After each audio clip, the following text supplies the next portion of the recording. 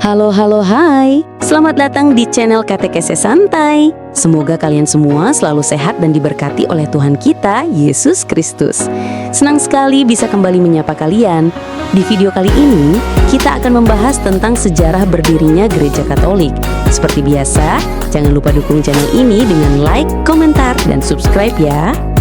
Gereja Katolik merupakan salah satu lembaga keagamaan tertua di dunia yang masih bertahan hingga saat ini.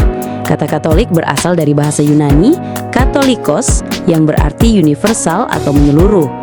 Gereja Katolik percaya bahwa pendiriannya berasal langsung dari Yesus Kristus sendiri, yang menunjuk para rasul sebagai pemimpin pertama gereja dan memberikan kuasa khusus kepada Rasul Petrus.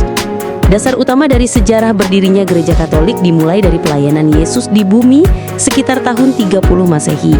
Selama 3 tahun, Yesus mewartakan kerajaan Allah, melakukan mujizat, mengajar banyak orang, dan membentuk kelompok murid yang dikenal sebagai para rasul. Dari ke-12 rasul ini, Yesus memberikan peran khusus kepada Simon Petrus.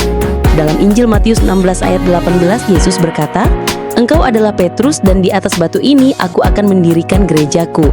Ayat ini menjadi dasar keyakinan bahwa Petrus adalah paus pertama dalam sejarah Gereja Katolik. Setelah Yesus wafat dan bangkit, para rasul mulai menyebarkan ajarannya ke berbagai daerah. Peristiwa Pentakosta saat Roh Kudus turun ke atas para rasul menandai awal pergerakan misi gereja. Dengan keberanian yang baru, mereka mulai mewartakan Injil ke seluruh dunia. Gereja mula-mula bertumbuh dengan cepat, walau menghadapi banyak penganiayaan, terutama dari Kekaisaran Romawi yang saat itu menganggap agama Kristen sebagai ancaman. Meskipun mengalami tekanan hebat, komunitas Kristen justru semakin kuat. Mereka berkumpul di rumah-rumah untuk berdoa, merayakan Ekaristi, dan mendalami ajaran Yesus. Kepemimpinan gereja saat itu ditandai dengan kehadiran para uskup yang merupakan penerus para rasul. Uskup Roma yang merupakan penerus Petrus secara bertahap mulai diakui sebagai pemimpin tertinggi gereja yang kelak disebut sebagai paus. Perubahan besar terjadi pada abad keempat Masehi ketika Kaisar Konstantinus Agung mengeluarkan Edik Milano pada tahun 313 Masehi. Melalui dekret ini, umat Kristen diizinkan untuk beribadah secara bebas. Tidak lama kemudian, agama Kristen menjadi agama resmi Kekaisaran Romawi. Gereja pun mulai berkembang lebih luas dan memiliki struktur yang lebih formal. Basilika-basilika mulai dibangun dan konsili-konsili ekumenis diadakan untuk menetapkan ajaran resmi gereja. Pada masa ini juga muncul banyak tokoh besar seperti Santa Agustinus, Santo Ambrosius, dan Santo Hieronymus yang memberikan dasar teologis dan intelektual bagi perkembangan iman Katolik.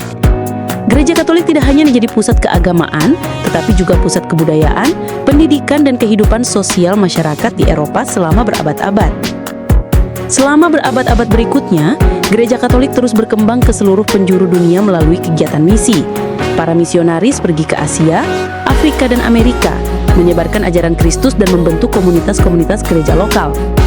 Meskipun perjalanan sejarah gereja tidak selalu mulus, karena pernah terjadi perpecahan seperti skisma Timur Barat dan reformasi Protestan, Gereja Katolik tetap bertahan dan terus beradaptasi dengan zaman.